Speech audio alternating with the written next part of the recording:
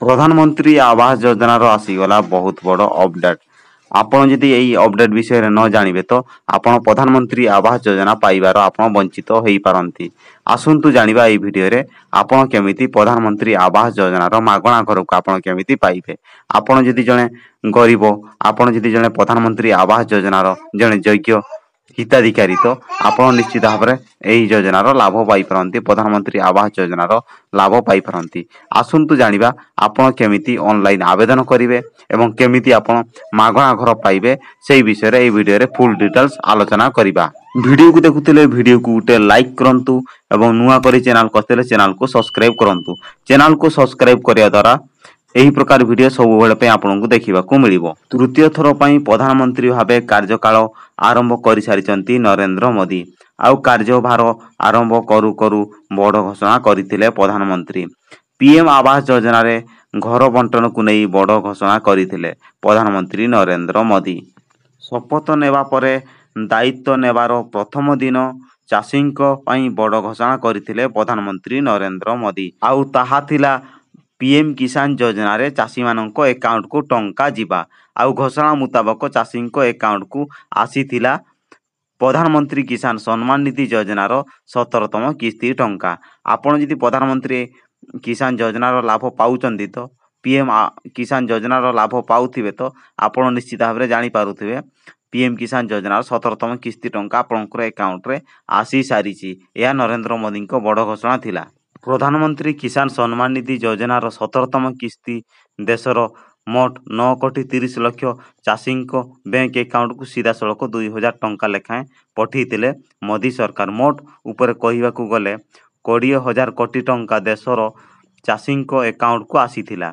सीधा सड़क चाषी बैंक अकाउंट को टंका पठेइतिले केंद्र मोदी सरकार। जो चाषी माने वर्तमान पर्यंत पीएम किसान योजनार 17तम किस्ती टंका पाई नांती से माने कमेंट करंतु ता पई आउ एक वीडियो खूब शीघ्र नहीं कि आसीबी। कार्यकाल आरंभ करिवा परे परे आउ एक बड़ घोषणा करथिले प्रधानमंत्री मोदी। आउ ताहा हेउची पीएम आवास योजना। पीएम आवास योजना रे गरीब लोकन को घर जगीबा। घोषणा मुताबक 3 कोटी घर जगी देबाकू प्रक्रिया मध्य आरंभ होई सारी। पीएम मोदी विभिन्न प्रकार योजना माध्यम रे जनता को साहाय्य एवं सहयोग करूछंती। तेबे निर्वाचन प्रचार बेले अनेक गुडिये प्रतिश्रुति देइथिले पीएम मोदी।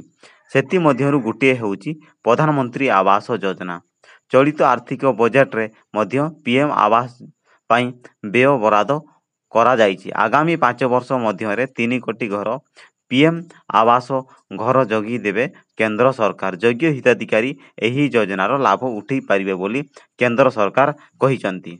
गत बजेट रे प्रधानमंत्री आवास योजना पाई स्वतंत्र आर्थिक पैकेज घोषणा करथिले अर्थमंत्री निर्मला सीतारमण।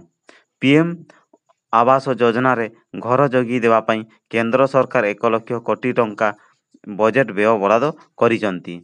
देश रे जेपरी जणे भी बासगृहरु वंचित हेबे नाही ताहा निश्चित करिया पाई प्रधानमंत्री आवास योजना आरंभ करा जाइथिला। आउ देशर कोटी कोटी जनता यार लाभ उठाउचंती। आपण मध्ये एही योजना माने प्रधानमंत्री आवास योजनार लाभ उठेई पारिबे। आहुरी अनेक लोक पाइबाकू जाउचंती पीएम आवास योजना रे योग्य हिताधिकारी ऑनलाइन माध्यम रे आवेदन करी घर पाई पारिबे। आपण बुझी पारले। आपण जदि प्रधानमंत्री आवास योजना पीएम आवास योजनार घर पाइबाकू चाहूचंती तो आपण ऑनलाइन आवेदन करंतु एवं पीएम आवास योजनार मागणा घर लाभ करंतु। 15 जून रे प्रधानमंत्री आवास योजना को आरंभ करा जाइतिला। 15 जून रे प्रधानमंत्री आवास योजना आरंभ करिथिले केंद्र सरकार।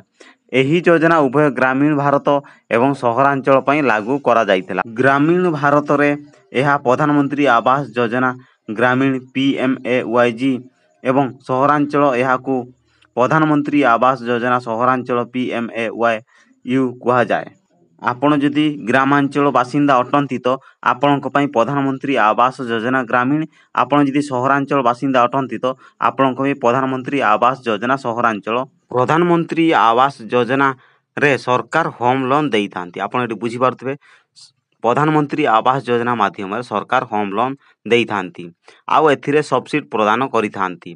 एही योजना आधार रे बैंक गुडी को सस्ता ऋण देबाकू प्रोत्साहित करा जाइता। गत 10 वर्ष मध्य रे ଗତ 10 ବର୍ଷ ମଧ୍ୟରେ ପ୍ରଧାନମନ୍ତ୍ରୀ ଆବାସ ଯୋଜନା ଅଧୀନରେ ସାରା ଦେଶରେ 4 କୋଟି 1 ଲକ୍ଷରୁ ଉର୍ଦ୍ଧ୍ୱ ଘର ବଣ୍ଟନ କରାଯାଇଛି। ଯେଉଁମାନଙ୍କର ବାର୍ଷିକ ଆୟ 3 ଲକ୍ଷ ଟଙ୍କାରୁ କମ୍ ସେମାନେ ଏହି ଯୋଜନାର ଲାଭ ଉଠାଇ ପାରିବେ। ଆପଣଙ୍କର ଆୟ ଯଦି 3 ଲକ୍ଷ ଟଙ୍କାରୁ କମ୍ ତ ଆପଣ ଏହି ଯୋଜନାର ସମ୍ପୂର୍ଣ୍ଣ ଲାଭ ପାଇପାରିବେ।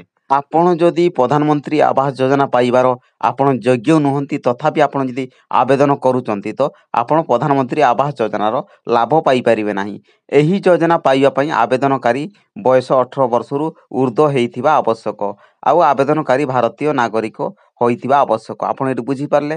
ଆପଣ ଯଦି ପ୍ରଧାନମନ୍ତ୍ରୀ ଆବାସ ଯୋଜନାର ଲାଭ ପାଇବାକୁ ଚାହୁଁଛନ୍ତି ତ ଏହି ଯୋଜନା ପାଇବା ପାଇଁ ଆବେଦନକାରୀ ବୟସ 18 ବର୍ଷରୁ ଉର୍ଦ୍ଧ୍ୱ ହେବା ଆବଶ୍ୟକ। ପ୍ରଧାନମନ୍ତ୍ରୀ ଆବାସ ଯୋଜନାର ଘର ସେଇମାନଙ୍କୁ ହିଁ ଦିଆଯାଏ ଯେଉଁମାନଙ୍କର ପକ୍କା ଘର ନାହିଁ ବା ସରକାରଙ୍କ ଯୋଜନାରୁ ପକ୍କା ଘର ପାଇନଥିବେ। ଯେମିତି ପ୍ରଧାନମନ୍ତ୍ରୀ ଆବାସ ଯୋଜନାରୁ ପୂର୍ବରୁ ପକ୍କା ଘର ପାଇନଥିବେ ସେଇ ନାଗରିକଙ୍କୁ ହିଁ ବା ସେଇ ହିତାଧିକାରୀଙ୍କୁ ହିଁ ପ୍ରଧାନମନ୍ତ୍ରୀ ଆବାସ ଯୋଜନାର ଲାଭ ମିଳିଥାଏ। ପ୍ରଧାନମନ୍ତ୍ରୀ ଆବାସ ଯୋଜନାକୁ ଆବେଦନ କରିବା ସମୟରେ କିଛି ଡକୁମେଣ୍ଟ ମଧ୍ୟ ଆବଶ୍ୟକ ଯେପରିକି ପରିଚୟ ପତ୍ର, ଠିକଣା ପ୍ରମାଣପତ୍ର, ଆୟ ପ୍ରମାଣପତ୍ର, ପାସପୋର୍ଟ ସାଇଜ୍ ଫଟୋଗ୍ରାଫ ଏବଂ ସମସ୍ତ ସମ୍ପତ୍ତି ଡକୁମେଣ୍ଟ। ଏସବୁ ନଥିଲେ ପ୍ରଧାନମନ୍ତ୍ରୀ ଆବାସ ଯୋଜନା ପାଇଁ ଆବେଦନ କରିପାରିବେ ନାହିଁ। ଆପଣ ଏଠି ବୁଝିପାରୁଛନ୍ତି। ଆପଣଙ୍କ ପାଖରେ ଯଦି ଏହିସବୁ ଡକୁମେଣ୍ଟ ଆପଣଙ୍କ ପାଖରେ ଉପଲବ୍ଧ ଅଛି ତ ଆପଣ ପ୍ରଧାନମନ୍ତ୍ରୀ ଆବାସ ଯୋଜନାର ଆପଣ ବହୁତ ସହଜରେ ଆପଣ ଆବେଦନ କରିପାରିବେ ଏବଂ ବହୁତ ସହଜରେ ଆପଣ ପାଇପାରିବେ ପ୍ରଧାନମନ୍ତ୍ରୀ ଆବାସ ଯୋଜନାର ମାଗଣା ପକ୍କା ଘର। ପ୍ରଧାନମନ୍ତ୍ରୀ ଆବାସ ଯୋଜନାର ଏହି ନ୍ୟୁଜ୍ଟି ଆସିଥିଲା। ଏହି ନ୍ୟୁଜ୍ଟି ଆପଣଙ୍କୁ ମୁଁ ଭିଡ଼ିଓ ମାଧ୍ୟମରେ ଜଣେଇଲି। ଭିଡ଼ିଓକୁ ଆପଣଙ୍କୁ କେମିତି ଲାଗୁଛି ଆପଣଙ୍କର ମତାମତ କମେଣ୍ଟରେ ଦିଅନ୍ତୁ। ଭିଡ଼ିଓକୁ ଭଲ ଲାଗୁଥିଲେ ଭିଡ଼ିଓକୁ ଗୋଟେ ଲାଇକ୍ କରନ୍ତୁ ଏବଂ ନୂଆ କରି ଚ୍ୟାନେଲକୁ ଆସିଥିଲେ ଚ୍ୟାନେଲକୁ ସବସ୍କ୍ରାଇବ୍ କରନ୍ତୁ ଏବଂ ଆପଣଙ୍କ ସାଙ୍ଗସାଥି ପାଖକୁ ଏହି ଭିଡ଼ିଓକୁ ସେୟାର କରନ୍ତୁ ଯେମିତି ସମସ୍ତେ ଜାଣିପାରିବେ PM ଆବାସ ଯୋଜନାର ଏହି ଅପଡେଟ୍ ନ୍ୟୁଜ୍ ବିଷୟରେ।